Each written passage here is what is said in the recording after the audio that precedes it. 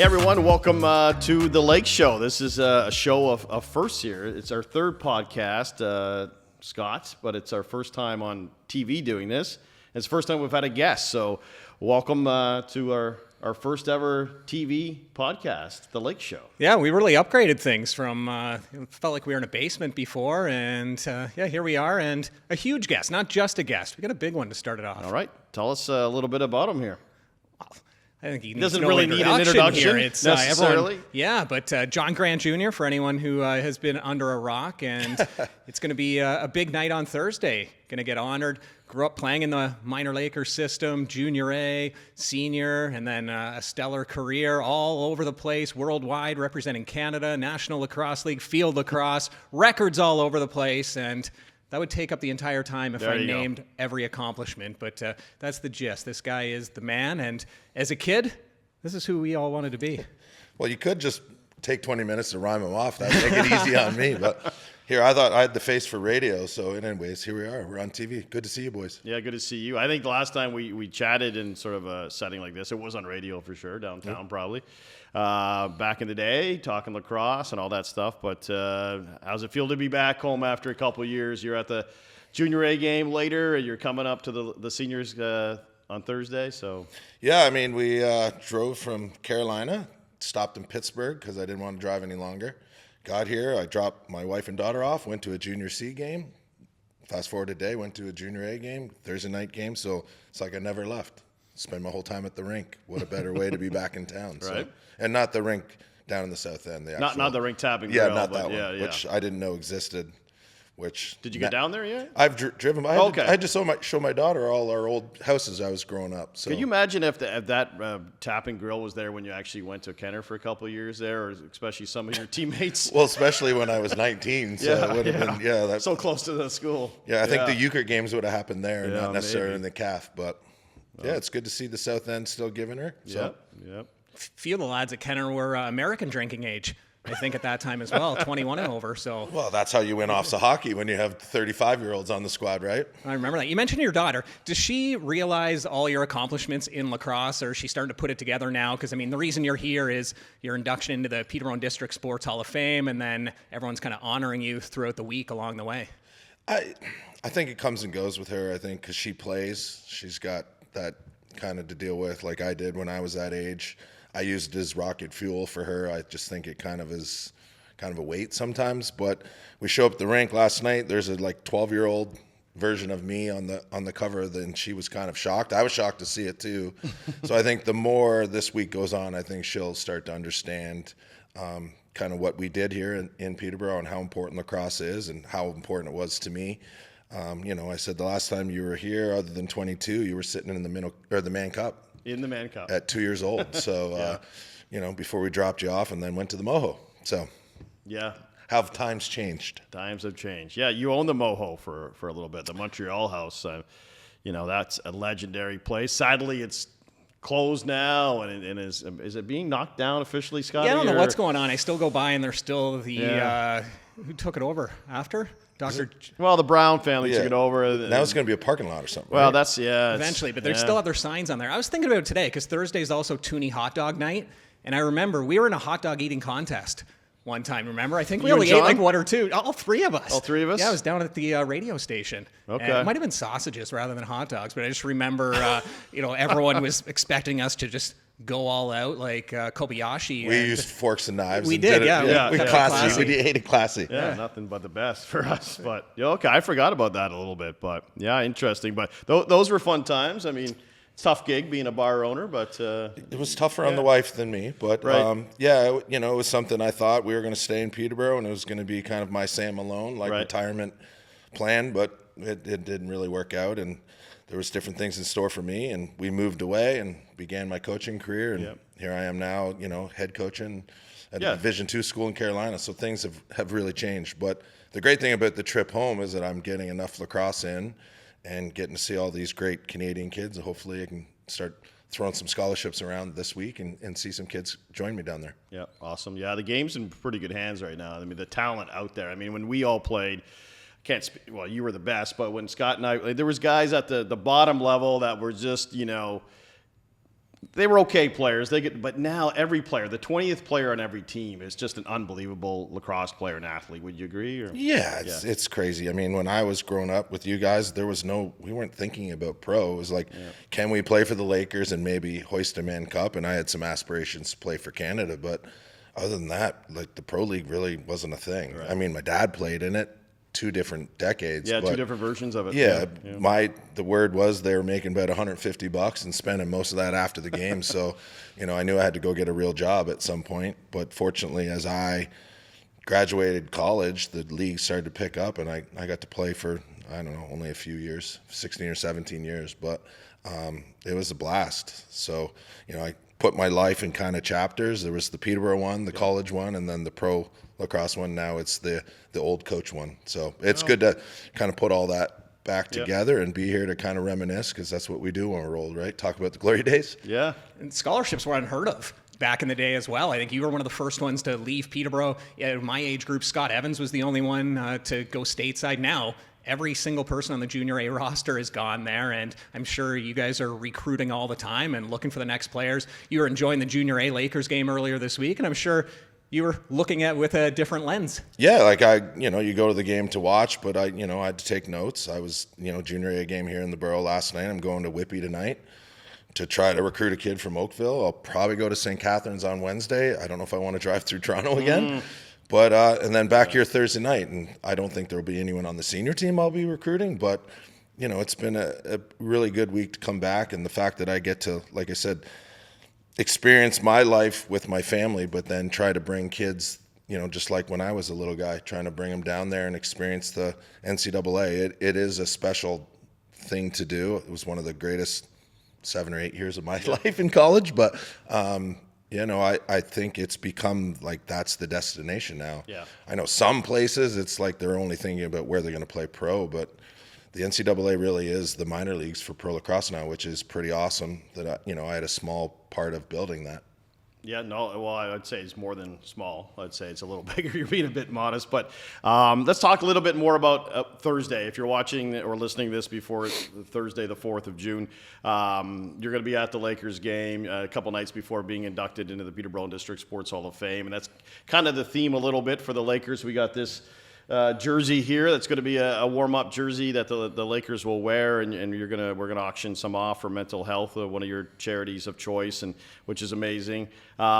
Just to come back, I know you've had the banner raising, you've had all that, but as Scott mentioned, your daughter, and she actually got to see this earlier today when she dropped into the so she was quite happy about it. But just your thoughts about the whole Thursday night, the Hall of Fame, getting into the Peterborough District Hall of Fame. Yeah, it's kind of, I get kind of razzed all the time about I'm in quite a few of them in America, but this will be the first one in Canada that I go into.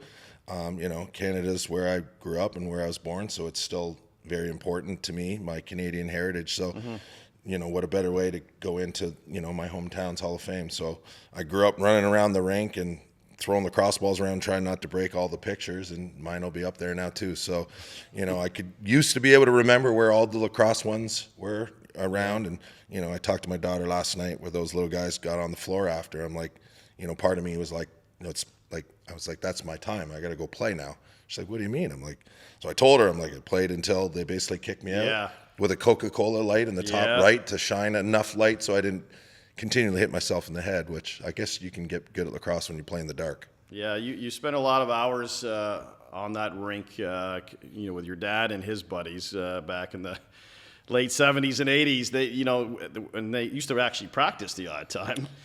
When you were lucky. Yeah. When you were lucky, you got to practice in here. And after games, they would stay in that old dressing room, the old Lakers room, as you're out on the floor as a 5, 6, 7-year-old for hours. Like, I mean, as you say, the only light was that Coke sign, and you'd be out there firing the balls and stories being told inside that old locker room. Well, and it's the best babysitter you could have, I suppose, right? And the Memorial Center. I told her the 84 Man Cup, so I was 10, hate to age myself, but they had won the Man Cup, and I'm on the floor doing my thing, and they obviously wanted to go and celebrate, which I know what that was like. And they were screaming and yelling for me to leave. I'm like, no. And I threw a temper tantrum right on center floor. I'm like, I'm not leaving. It's too early. So I'm like, I'll just walk home. we wouldn't be able to do that now. But that was kind of a, trying to share some of those moments with her from when I was little, not like the playing ones. So it's been a cool experience coming back down memory lane. Some of those guys we saw at the Legends of Lacrosse on the weekend. Tim Barry, one of them, he's heavily involved in the Hall of Fame now. Is that who called you to tell you you'd be in, or how did you find out? What was going on? Yeah, my wife texted me and said, if you get a 705 number, like, answer it. I'm like, okay. I didn't know who it was going to be, and so I answered, and it was him. So I had kind of a feeling, because you know enough to know, and it was pretty cool to hear him say, you're joining the Peterborough Hall of Fame, and I was pretty honored, and I said, yeah, when do I have to go? That's the next thing. I'm like, could I pencil it in, schedule it in? So I was pretty fortunate that this weekend I was able to do it before the whole recruiting season begins. And I've also got my daughter's recruiting this summer, because this is her big summer. So it was really, really fortunate the family could come up here for the week and celebrate the end of the week with an induction into the Hall of Fame. Minus the speech part, I think I have to do. Everything else will be great. Yeah, you'll be fine. I mean, I know you don't love public speaking necessarily, but not my favorite. You've come a long way, though. I mean, when you were younger, like for early junior, I mean, you did not like the microphone. Safe to say? No, I think it gave me the reputation of being kind of snarly, but I was deathly afraid to talk in public. And people, I think you're right. I think people thought, well, what's his deal? And I'm like, he's shy, to be honest, at that time. Right, and then you've grown a little bit, obviously, and you've had microphones around you for the last 30-some years. Yeah, I actually went to teachers college to become a little bit better at presentation, and to get the father-in-law to take me in, because lacrosse at the time was still a hobby. Right. They didn't see it as a real job, but I was able to do that quite a while. But yeah, I went, and I'm like, if I can get up and talk about biology in front of high school kids, I'm sure I can talk about the game. So you had to enter teachers college just to get his blessing to marry. Yeah. Okay. But in the back of my mind, it was like, you know what, this is going to help me, like with endorsements and being able to, because it really did hamper my career, because I just was not personable enough. I just wanted to play. I didn't care about any of the other stuff. Even after winning, I was like depressed, because I'm like, I don't have a game to play coming up. So it took a long time to figure that out, but here we are. Can't picture you as a biology teacher. I don't know. I just sit back and I can't envision it. Anyone in that classroom couldn't envision it either. But, I was trying to stay a page ahead in the textbook, and I was never one of those kids that was a chapter ahead, but a couple of them were, and they caught me pretty much red-handed, not knowing. And I actually, a former lacrosse player, Daryl Wright, is who I was in with him for one of my classes, and then I left that and went with Mr. Baldwin to Kenner to do some PE. That was much easier. Mr. B. Yeah. And then at what point did you realize, okay, lacrosse, now I can kind of venture out and make this my thing? It was like to the point where I'm like, if I start teaching, then I have to pretty much move, and then I wouldn't be able to do, the things I need to do with endorsements and training and all the rehab, because I was hurt pretty much all the time then. So I knew my real job would get in the way of the job I wanted to do. And, I was pretty blessed to be able to do it for so long. And my wife was pretty awesome about letting me move every so often. But, we'd be at the age right now, I think the both of us would be close to retirement here if we would have actually stayed in teaching. She taught at Kenner, and my plan was too, but no one was really giving up PE jobs then, and I really couldn't continue teaching biology. I didn't know enough to really be effective, but.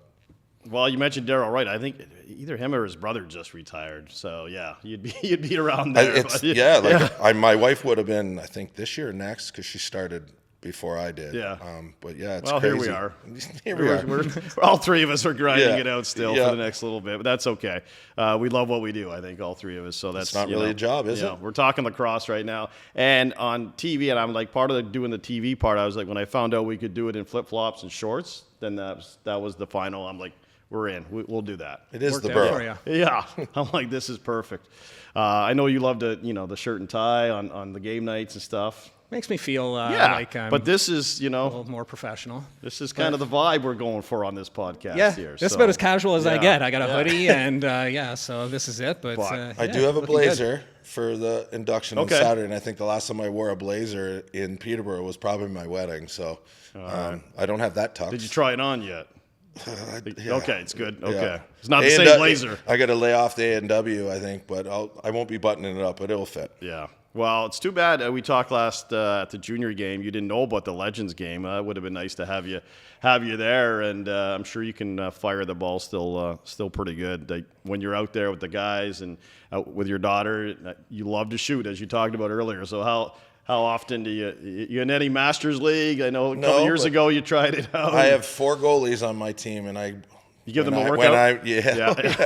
They don't really like me warming them up because it's more of me warming up than them. But the only thing that saves them is usually my back gives out by the 3rd guy. So they're always trying to go 3rd or 4th. But, I get to have the stick in my hand every day, and that's awesome, kind of a dream job, really. Yeah. Let's go back. I mean, we got about 10 minutes left, and we could talk about every Man Cup that you won with the Lakers, and the first one's always special. Everyone's special because every team is different. It's never the same 22, 23 guys. But if you had to pick one or two that really stick out, is it the first one and the last one? Is there some in between? I know it's a tough question, but you usually remember the ones we lost. Okay. Like when I got sick and we lost Game 7, I tried to break out of the hospital, then limping away in 16, losing another 7th game to Six Nations. But I'd say for the win, the 0-4. I mean, I was in Burlington watching the news, and I'm like, there's someone canoeing down George Street. We got hit with that flood, and I was kind of living in 2 places, and I had blued my knee out that year, so I wasn't sure I was going to be able to play, but I needed to play to pay the bills, and fortunately, we went on a run and won at home, and everything that was wrapped up in that with the controversy with the turf and Batley and the other coach getting after it, and just seeing the joy of the town. We packed that barn. It's kind of a dream come true. Someone that wanted to win a Man Cup his whole life was able to do it on home floor after I wasn't supposed to be playing, and rallying the city after a pretty awful summer with the flood. It's probably the most special, the city needed that. We did need it. I think the game needed it, and I think the growth of lacrosse in Peterborough, I think that was a big part of it. The second to that would be the 06 Team Canada Championship. We finally beat the U.S., and it was kind of culminating in anniversaries of championships that I was chasing as the ghost of my dad's career when he won a Man Cup in 84 and then 78. So it was, always chasing after those championships, and those two, in back-to-back kind of years, were pretty cool. And then 06 winning in Coquitlam was big because I left here for a couple of years and played there, and they blamed me for not winning. So it was cool. So you were enemy number 1 out there. Yeah. That wasn't quite a homecoming. My body didn't like that one. That team was full of goons. But, I mean, what teams weren't back then? Right. So different time for sure. I think a lot of people's ears perked up when you said you tried to break out of the hospital. Is that literal, or how far did you get there? Yeah, no, that was literal. I was told. I don't remember. But, the year I almost died of sepsis, and they tried to take my leg. I knew it was – I was aware enough that it was Game 7 night, so I was, trying to get out to go play, and obviously I didn't. How far did you make it? I got to the door. I mean, I was ripping things out of my arm and whatnot, and then they just wouldn't let me listen to it, but I had my phone. People were letting me know. I knew it was like a 7-5 game. It's crazy I remember that, but I'm like, I could have at least got 2. Right. Maybe on the man up. Maybe Forced it to overtime. Power play for sure. Yeah. I mean, I never really sprinted off after offense anyway. So. Yeah. But I mean, that's just another story in the career, and I know that one gets talked about a lot, but I like to use it as a perseverance. So they came close to wanting to amputate your leg. Is that right? Yeah. My wife wouldn't sign the paperwork to do it. She's like, if he wakes up without his leg, I don't know how he will be. So they were able to. I mean, luckily it happened in Peterborough, and I had the support of how many of our buddies' moms were the nurses, and the doctors kind of knew me. So fortunately, they were able to figure it out. And there were some Evanses and Johnsons working that night. Every restaurant donating meals, and they knew when someone was bringing me the meals in because the whole hall would smell like Pizza Factory or wherever it was. But Caesar salad. Yeah, we turned something that could have been really, really disastrous into a positive because I was able to come back, and they said I'd never play again, and I made it almost another 11 years. So. Did you know that at the time about the leg, or did she tell you after that that's what's going on? I mean, I had surgery day after day. The infection would go down, and then when they'd sew me back up, and then the infection go back up, they're just like, we can save him, but we're going to have to take the leg because that's where the infection was basically manifesting. But she's like, don't do it. Let's figure out another way. So they just took everything out of there, and I was on antibiotics for 4 months, 5 months. and then I got an ACL like 6 months later, and then Incredible. played that summer. 5.5 months after that ACL, I ran out on the floor. Best feeling and ever. Of course, went first shift right to the goal and dove, and I landed. I'm like, uh-oh. Like, I didn't know if I was going to be able to play after that, but I don't think anyone really knew I was there. But Wow. Incredible, really. So those stick out for sure. And then, obviously memories of, we talked about this just before we came on the podcast, just getting back to Peterborough a bit more, but you found out when you came back to town this time around, the old Knights of Columbus Bowl was not there, and Scotty assured you they're building it and they're putting it back. But what were your first thoughts when you went down to Park Street, a place you spent hours and hours just hanging out as a kid, was gone? yeah, drove by with my daughter. We had our sticks. We had some lacrosse balls. We were ready to go out and just throw the ball around. It was kind of a full circle moment for me. And I wasn't going to leave her there if I didn't play bad, but it wasn't there. And we were kind of like, I'm like, we'll find an arena to play in. So maybe we'll get out in the Mem Center at some point and throw the ball around. Yeah, I think you're welcome there for sure. Yeah. I hope so. How involved are you in your daughter's career right now? Are you just the dad, the parent, or are you coaching, or how close do you keep to her playing? It's kind of changed. I coached a few times.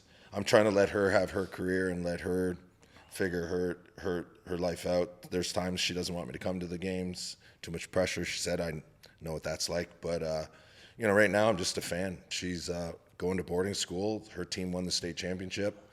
I was allowed to go to that. That was good. So see her tears of joy was pretty cool. And, like I said, she wants to go play in college. So it's up to her if she wants to pull that off or not.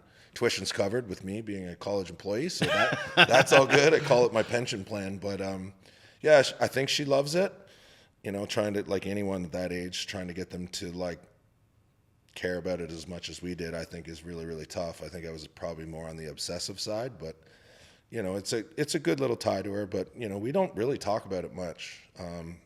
Try to have a relationship about everything kind of else, but Yeah. we'll see. I mean, we wanted to go. My wife works at the same college as me, so we kind of wanted to go there, but she'll find her own college path. Very far away, Yeah. I'm assuming. But who knows? She's a couple years away. Yeah. She's going into grade 11, right? Or she just finished 11? Yep. Yeah. She just finished 10. Finished 10, okay. All right. With you being back in town, I know you saw a few guys at the Junior A Lakers game, but who are you looking forward to seeing that might be there Thursday night for the ceremony? Are there some guys that you haven't seen in a while, or guys you're looking to catch up to? I'm sure a lot of people have reached out to you since the induction announcement. Yeah, not as many. I have a bad habit of when I move, I just kind of move. And but to be honest, I'm going to go see Todd Richard and his kids play tonight. I'm going to go watch some practice tonight before I go to Whippy.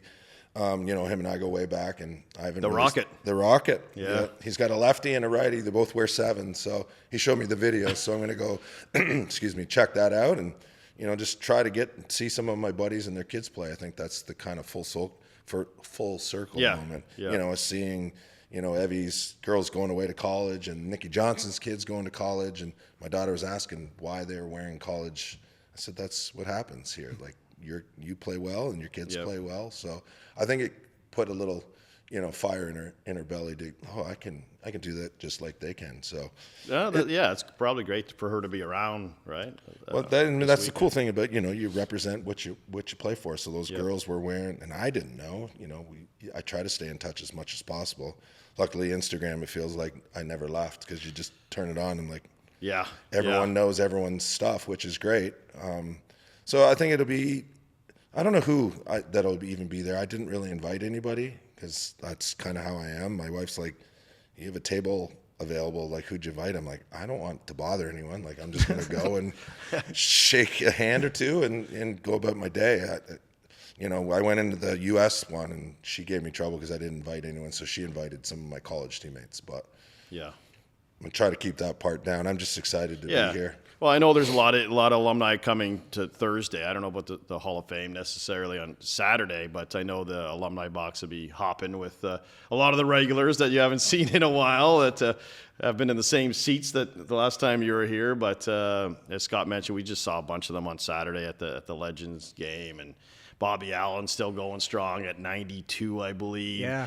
Got into a little trouble from his wife and daughter because he promised not to run when he got out on the turf. But as the game went on, he's always the coach. He's like telling me, like, hey, if I get the ball, you cut. I'm like, he's 92 is incredible to see. And Probably still has the hands up. oh man, it was. Yeah, he was out there. He's still sharp, and as Pete said, calling plays, breaking it down after. Like, we could have did this, could have did that, and he's just one of those guys that just loves the game so much, and it filtered down to so many generations because of guys like that. Yeah, I mean, they paved the way for us, right? So, I grew up watching those guys play, and the fact that they're still trying to play. I mean, I think that's what this game does, though. So, if you've got the ability to get out and at least pass and catch, you're going to do what you can. So hopefully next time I can be around for something like that. We'll be letting you know for sure. Now I got your newest number anyway. There you go. Yeah, you do have a lot of numbers and emails and stuff. Yeah. But we got you. But you mentioned your dad and watching him play and those Man Cups teams, the '84 team and some other. Who are some of the other guys that you remember growing up that you're like, I also want to be like them a little bit? Well, it's funny. I saw JJ last night, and I was getting to talk about, his granddaughter. Yeah. And I was telling my daughter, I'm like, he had the best hands I'd ever seen, and told her about some of his moves. And he never played lacrosse until he was like 16. He was like incredible. He didn't go through the minor system. Yeah, he was one definitely that I just remember, like even like something like slowing down on a breakaway to let the guy push him forward. Like all those things I stole. Like I think Larry Floyd threw the ball off the boards in a minnow cup. That's where you got that from? And that's where I got that from. And I forget who it was that threw the ball off the glass on like a breakaway. Like everything I did, I learned at the Mem Center watching guys. If you're not stealing, you're not trying. Yeah, or whatever. I'd like to say Bobby invented the behind the back or backhand as we call it in Canada, and my dad got pretty good at it, and I got better. But people are always asking, like, where do you think of these things? I'm like, I saw someone do it. I mean, the first time I tried the off the glass was in Brooklyn. I hit a fan. So you really got to make sure you're either accurate or have high glass when you try that. Which is tough to do sometimes in Brooklyn. No, I shouldn't. That's a bad shot. They're growing. They're growing there. Yeah, it's growing. Yeah, they got turf now and they got some air conditioning. And I'll be there tonight. So I'll hear about that. I'm sure. But they'll be able to hear me chew my popcorn. I'm sure. Okay. Yeah. Well, that's awesome. Listen, that was a quick 28 minutes or so, Scott. I knew we could go for 90 minutes if we had to here with Junior, but that flew by pretty quickly. Yeah, that was great. Knew Thanks for having me. Looking forward to everything, and the ceremony is going to be great on Saturday. I think a lot of people at the game on Thursday are going to be excited to see you back in the rink, and expect a good crowd in there, a good pop for you, and we appreciate you taking the time with us. I know your week is busy, and you haven't been back here in a long time, but we'll get that bowl up for you the night of Columbus next year. There you go. I'm looking forward to Thursday night. There's no better rink than the Mem Center for lacrosse, so I'm excited to go be a fan, and hopefully the Lake Show gets a dub. John Grant Jr., everyone, our very first guest, and what a guest to start off, in terms of our new sort of podcast here. Thanks for watching The Lake Show, and thanks for listening.